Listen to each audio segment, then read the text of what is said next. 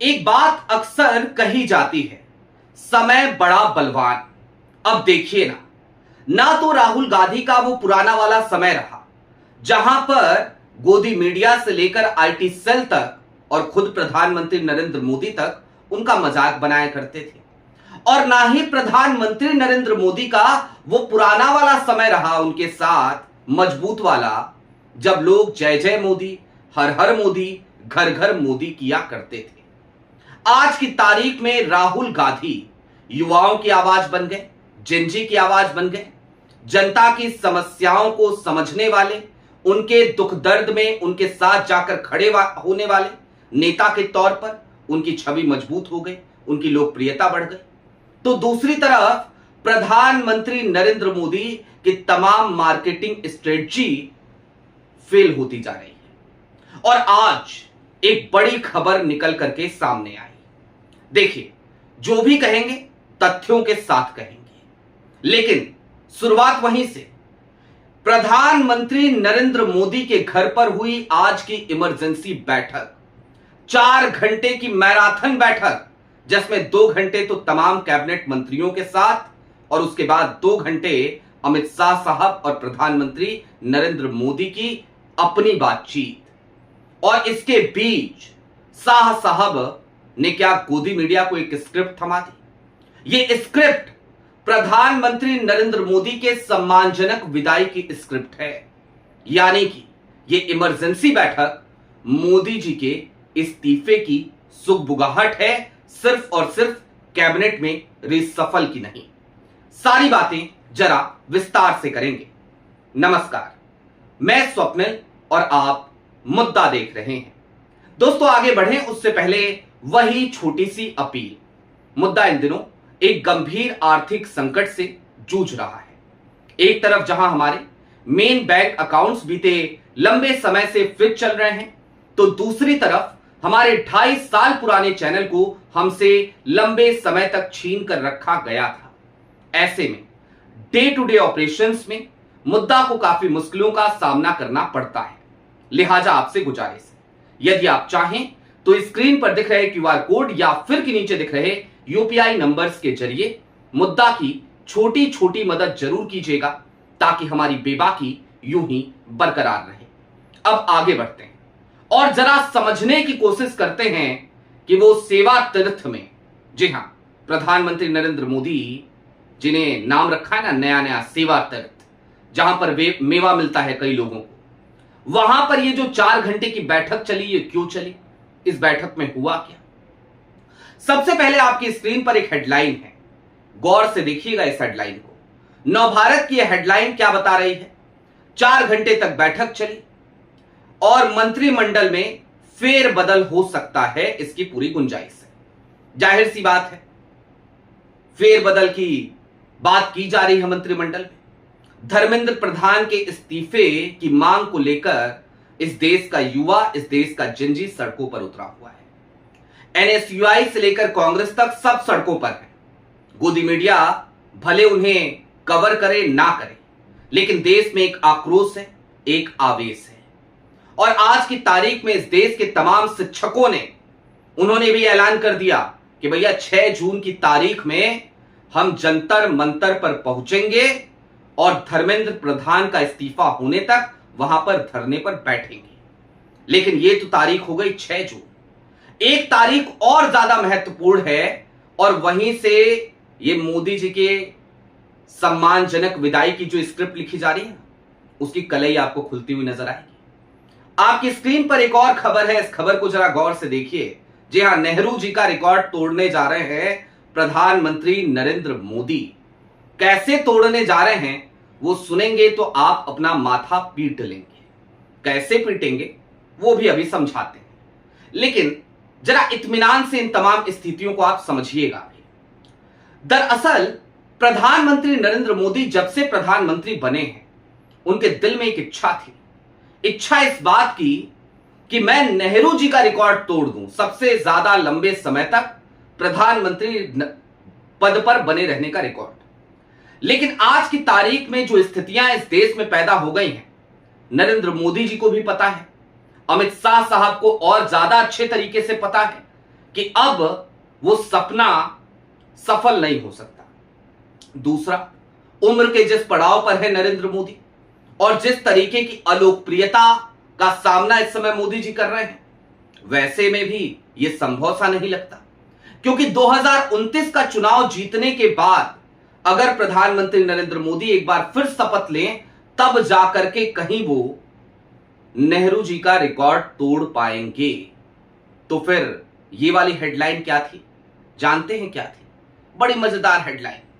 आज की तारीख में एक स्क्रिप्ट पहले भेज दी गई, उसके बाद कह दिया गया कि भैया थोड़ा रुको, सब्र करो, अभी मत छापना। लेकिन भला हो, एक पोर्टल का उसने ये स्क्रिप्ट छाप दी, जैसे ही मना किया गया। किसी और तारीख को छापना था, छाप आज ही दिया कि चलो मना कर रहे हो, हम अभी छाप देते हैं। दरअसल 9 जून की तारीख को, 9 जून 2026 को प्रधानमंत्री नरेंद्र मोदी निश्चित तौर पर पंडित जवाहरलाल नेहरू, देश के प्रथम प्रधानमंत्री, उनका एक रिकॉर्ड तोड़ रहे हैं। और वो रिकॉर्ड है निर्वाचित प्रधानमंत्री होने का रिकॉर्ड। यानी कि देश में 1952 में चुनाव हुए, 1964 में नेहरू जी की मृत्यु हुई, तो 12 साल का ये जो कार्यकाल था नेहरू जी का, 12 साल 15 दिन का, वो रिकॉर्ड प्रधानमंत्री नरेंद्र मोदी तोड़ देंगे जाकर के 9 जून की तारीख को। और इसीलिए कहा जा रहा है कि मोदी जी रिकॉर्ड तोड़ने जा रहे हैं और इसमें वो कार्यकाल घटा दिया जा रहा है 1947 से लेकर 1952 तक, क्योंकि 1952 में पहले चुनाव देश में हुए थे। अब ये किया क्यों जा रहा है, जरा इस चीज को भी समझ लीजिए। दरअसल ये हड़बड़ाहट भी है, ये घबराहट भी है, ये भारतीय जनता पार्टी की सत्ता डगमगाने की सुगबुगाहट भी है। और ये इस बात का भी परिचायक है कि दरअसल प्रधानमंत्री नरेंद्र मोदी की घटती हुई लोकप्रियता से भारतीय जनता पार्टी ही और खास तौर पर अमित शाह साहब ही सबसे ज्यादा ऐसा लगता है जैसे डरने लगे हैं। क्यों डरने लगे हैं या क्या स्थितियां ऐसी पैदा हो गई हैं, अब उन बातों को भी समझिए, जरा गौर से समझिए।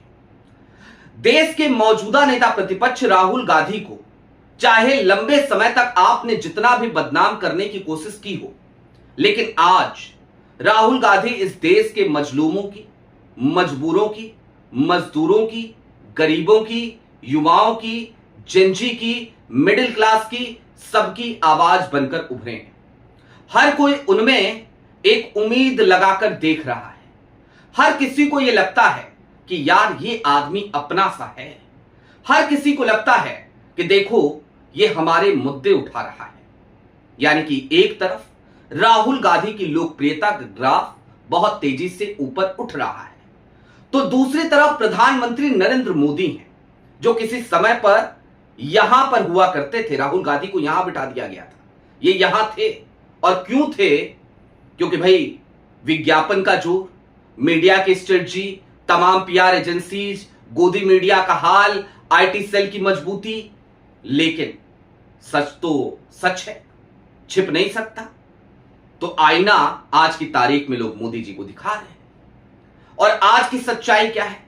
पेपर लीक पे पेपर लीक, पेट्रोल डीजल की बढ़ती हुई किल्लत, बीते 12 सालों के मोदी जी के कार्यकाल में उपलब्धियां गिनाने के लिए कुछ भी नहीं। अगर है तो सिर्फ और सिर्फ जुमलेबाजी, सिर्फ और सिर्फ कपोल कल्पित कहानियां। और जाहिर सी बात है, देश की जनता इन चीजों से अब ऊब चुकी है। 2026 चल रहा है, चुनाव की दुंदुभी अभी से कई राज्यों में बच चुकी है। 2027 में उत्तर प्रदेश में, इस देश के सबसे बड़े राजनीतिक सूबे में भी चुनाव होना है। और अगर प्रधानमंत्री नरेंद्र मोदी के चेहरे के साथ या फिर कि उनके प्रधानमंत्री रहते भारतीय जनता पार्टी वहां पर चुनाव में जाती है, तो जाहिर सी बात है उसका नुकसान भाजपा को उठाना पड़ेगा। उत्तर प्रदेश में भी सड़कों पर युवा है। आप देखिए प्रयागराज की वो खबरें कि कैसे उन तमाम कोचिंग संस्थानों पर, उन शिक्षकों के तमाम संस्थानों पर जो प्रयागराज में छात्रों की आवाज को बुलंद कर रहे थे, उनके तमाम संस्थानों को सील किया जा रहा है, उन पर ताला लगाया जा रहा है। ये डर है, ये भय है। और दूसरी तरफ वो शिक्षक फिर भी नहीं डर रहे, वो छात्र फिर भी नहीं डर रहे, क्योंकि उनके अंदर एक आक्रोश है, एक आवेश है कि आप इस देश के भविष्य के साथ खिलवाड़ कर रहे हो। अब आज की बैठक में क्या हुआ, जरा चलते चलते उस चीज को समझ लीजिए। 2 घंटे तक बंद कमरे में बैठक हुई और इस बंद कमरे की बैठक में तमाम कैबिनेट मंत्री मौजूद थे, लेकिन उसके बाद तमाम कैबिनेट मंत्रियों को चलता कर दिया गया और फिर शाह साहब मोदी जी के साथ बैठे गहन विचार विमर्श हुआ। भारतीय जनता पार्टी को कवर करने वाले एक पत्रकार से मेरी बातचीत हुई और उन्होंने कुछ कैबिनेट मंत्रियों के हवाले से कहा कि माहौल बड़ा ज्यादा अच्छा नहीं है। अच्छा नहीं है का मतलब समझ रहे हैं? जाहिर सी बात है, वैसे तो तमाम कैबिनेट मंत्री कुछ बोलने से कतराते हैं मोदी जी के लिए, शाह साहब के लिए, लेकिन जब स्थितियां इस तरीके की हो जाती हैं ना, हालात जब पतले हो जाते हैं, तो हर कोई कुछ ना कुछ बोलने लगता है।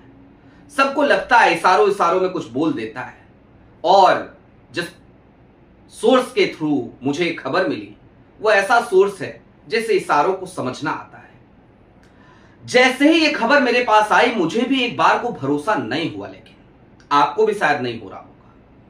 मैंने उसके बाद जाकर के तमाम चीजें खंगालनी शुरू करी और उसी बीच में मुझे ये वाला आर्टिकल मिला जो मैंने अभी आपको थोड़ी देर पहले दिखाया था, नेहरू जी का रिकॉर्ड तोड़ने वाला आर्टिकल। इसके बाद मैंने कुछ और चीजें पता करी तो पता चला कि सिमिलर स्क्रिप्ट तमाम चैनलों को पहले भेजा गया और उसके बाद उस पर रोक लगाई गई। कहा गया अभी मत छापो, अभी थोड़ा सा सब्र करो, थोड़ा सा रुको। लेकिन दोस्तों, क्या सिर्फ मोदी जी का ही इस्तीफा होगा या फिर कि इस देश में 2 बड़े इस्तीफे अब इंतजार कर रहे हैं? क्योंकि प्रधानमंत्री नरेंद्र मोदी अगर राष्ट्रपति की कुर्सी पर जाना चाहते हैं तो उन्हें 2027 तक का इंतजार करना पड़ेगा। लेकिन मौजूदा स्थितियों में जो सुगबुगाहट है, अगर प्रधानमंत्री नरेंद्र मोदी जुलाई अगस्त में ही इस्तीफा देने जा रहे हैं तो फिर दूसरा इस्तीफा भी कराना पड़ेगा, चाहे उसके पीछे कारण उपराष्ट्रपति, पूर्व उपराष्ट्रपति जगदीप धनखड़ साहब जैसा ही क्यों ना हो। यानी कि स्थितियां बड़ी तेजी से बदल रही हैं, समय बड़ा बलवान और निश्चित तौर पर जाहिर सी बात है कि जब युवा सड़कों पे उतरता है, जब देश की जनता समस्याओं से घिरी होती है और कहती है कि कुर्सी खाली करो कि जनता आती है, तो फिर बड़े से बड़े सुरमा को अपनी कुर्सी खाली करनी पड़ती ही है। आज वही स्थिति प्रधानमंत्री नरेंद्र मोदी के सामने जाकर खड़ी हो गई है। आपकी क्या राय है वो हमें कमेंट बॉक्स में जरूर बताइएगा। अभी के लिए दीजिए इजाजत।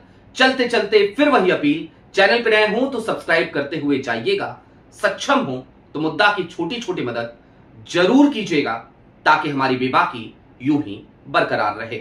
बहुत शुक्रिया।